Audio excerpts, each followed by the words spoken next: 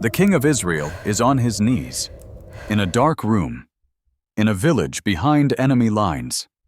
He has taken off his crown. He has taken off his royal robes. He is dressed like a poor man so that no one will know his face. And he is bowing, not to God, to a woman who says she can speak to the dead. He has come for one thing: bring back the prophet Samuel. Bring back a man who is already in his grave. Then the woman screams. She has seen something rise out of the ground. And the question hanging in that dark room is the same question hanging over us tonight. Can a dead man's spirit really return? And if it can, what would it come back to say? To understand that night, we have to understand how a king ends up there. His name is Saul, Israel's first king. Tall, chosen, anointed by God's own prophet. He began his reign doing everything right. One of his first acts was to clear the land of mediums, people who claimed to speak with the dead. The law of Moses had forbidden it. So Saul drove them out. The very thing he will beg for tonight, he once made a crime. Now it is years later, and the Philistines have come. Not a raid this time, an army. They march up the coast and camp in the valley of Jezreel, cutting the country in half. Saul gathers his men on the slopes of Mount Gilboa. He looks across the valley at the enemy fires. And for the first time in his life, he is truly afraid. So he does what a king is supposed to do. He asks God. In ancient Israel, there were 3 ways to hear from heaven. Dreams, where God might speak in the night. The Urim, sacred lots kept by the high priest that gave a yes or a no. And prophets, men who carried God's word out loud. Saul tries all 3, and here is the terror of it. All 3 are silent. No dream comes. The Urim says nothing. No prophet answers. But the silence is not random. Saul closed these doors himself. The prophets? Samuel, his prophet, is dead, and Saul had already turned the others away. The priests? In a fit of rage and suspicion, Saul once ordered a massacre of an entire town of priests. The one priest who escaped fled, and took the sacred lots with him. Saul destroyed his own line to God. And the dreams? Heaven would not speak. This is what the Bible calls the silence of God. Not God far away, God near, and saying nothing. A man standing in a house where every door he ever slammed is now locked from the inside. And so in the dark, Saul makes a decision. If heaven will not answer, he will ask the dead. There is a woman at Endor, a village on the far side of the enemy camp, and getting to her is almost suicide. The straight path runs right past the Philistine army, so Saul and 2 men slip out at night. They swing wide around the back of the hill, feeling their way over rocky ground in the dark. 10 miles, maybe more. Hours of walking in enemy country on an empty stomach. And the disguise, the plain clothes, the hidden face, is not just shame, it is survival. If a Philistine patrol had caught the giant king of Israel that night, the war would have ended in the valley. So who is this woman he is risking everything to reach? For centuries she was called the Witch of Endor, but that word gets her wrong. In Hebrew, she is a Ba'alat Ob. Say it, Ba'alat Ove. It does not mean witch, it means literally, mistress of the pit. And this is where the research changes the whole picture. The word Ob was not a spirit floating in the air. It was a hole in the ground, a ritual pit dug into the earth. We know this because the same word appears throughout the ancient world. The Hittites had the API. The Akkadians had the Apu. The people of Ugaritic had the Eb. All of them. A pit dug to reach the world below.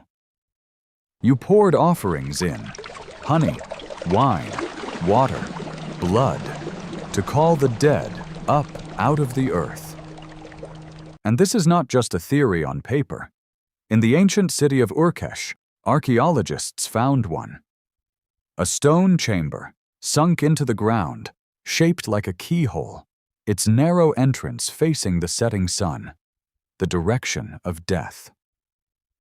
Inside, the bones of sacrificed animals, piled up over centuries of people trying to speak to the dead. So the woman at Endor is not a cartoon witch on a broomstick.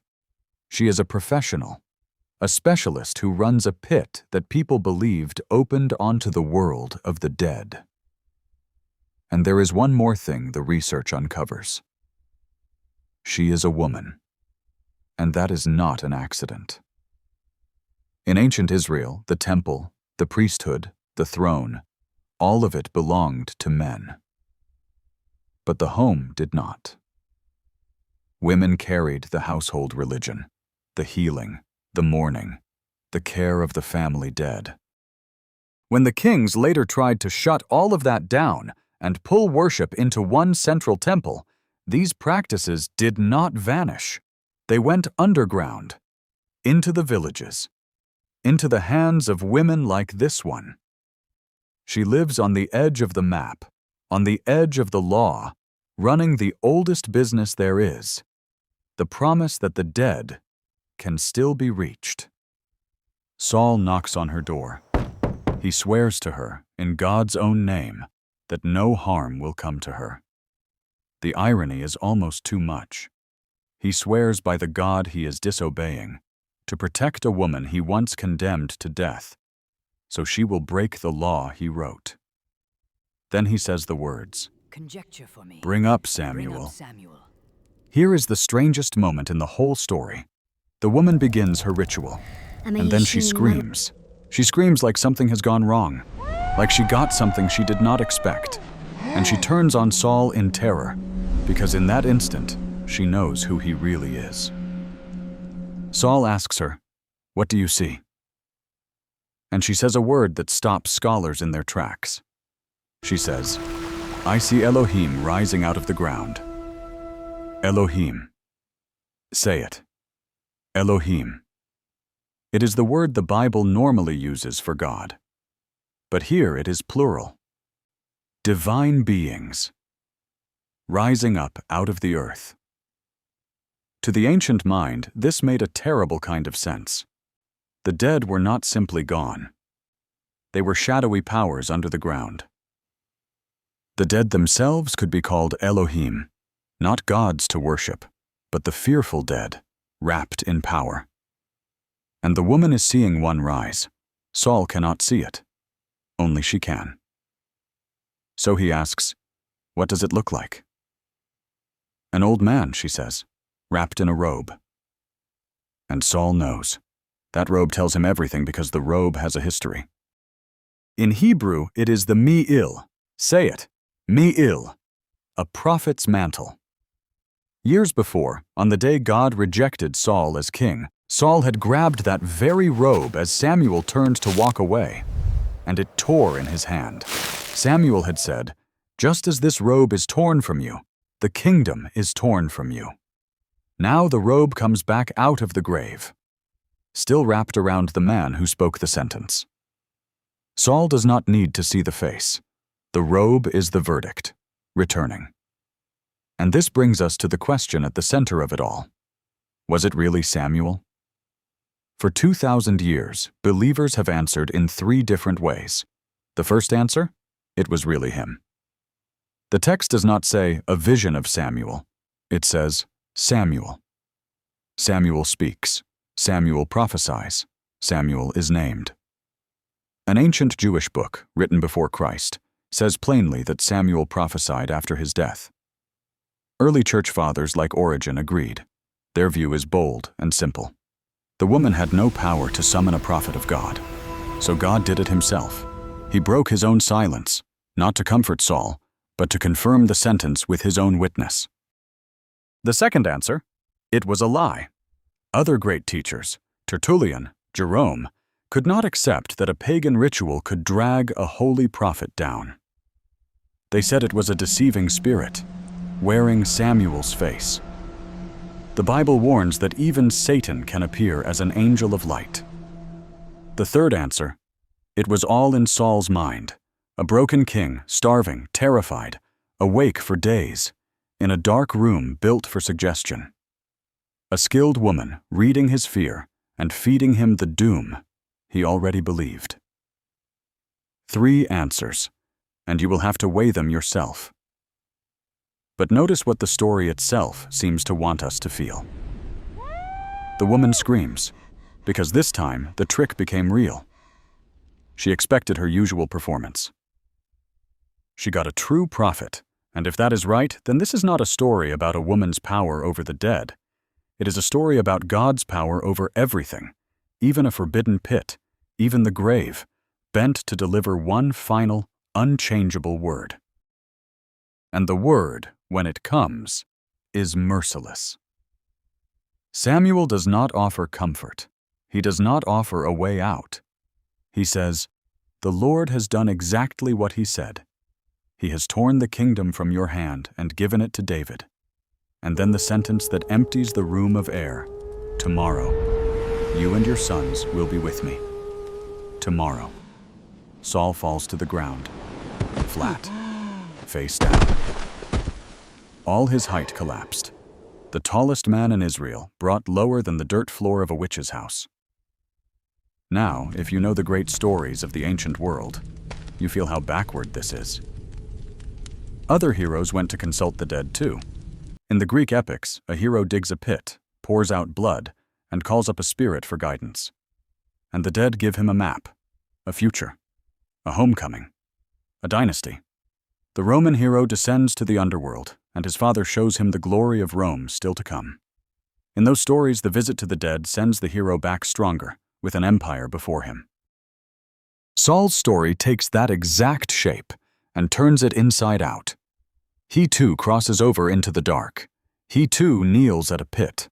But he comes back with no future, only a grave with tomorrow's date on it. Then comes the last, quiet detail. The woman, his executioner in a sense, sees the broken king on her floor, and she feeds him. She kills a fattened calf. She bakes bread in haste. And if that sounds familiar, it should. It is the mirror image of a holy meal. When Abraham welcomed God's messengers, he killed a tender calf and baked fresh bread, and was given the promise of a son, a future, and a nation.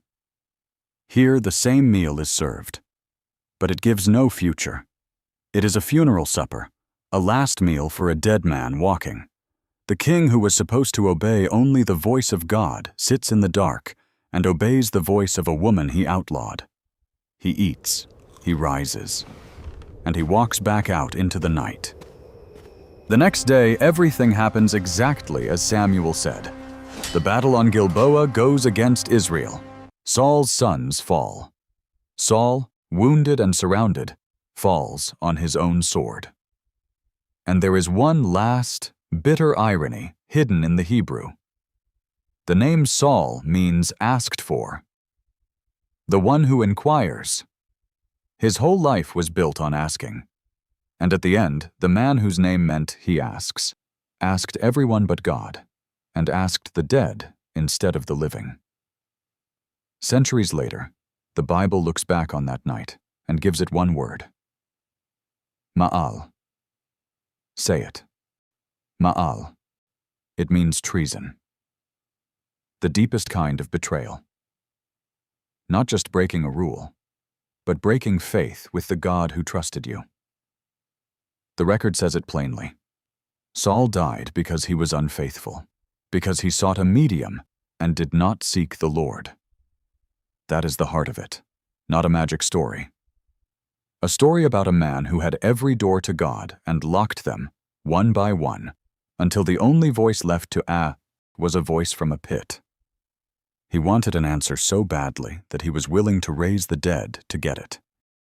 But the answer he needed had already been spoken, years before, by the living God he had stopped listening to.